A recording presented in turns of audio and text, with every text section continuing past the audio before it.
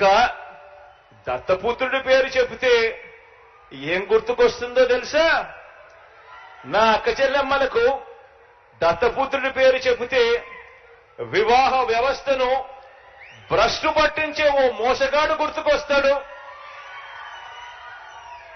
5 సంవత్సరాలకు ఒకసారి కారును మార్చినట్టుగా భార్యలను మార్చే ఒక మ్యారేజ్ స్టారు ఓ వంచకుడు గుర్తుకు వస్తాడు దత్తపుత్రుడి పేరు చెబితే.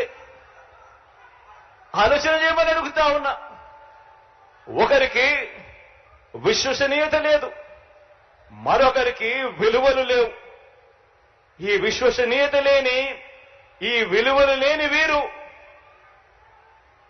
ఈ విశ్వసనీయత లేని, ఈ విలువలు లేని వీరు 3 పార్టీలుగా ఇవాళ కూటమిగా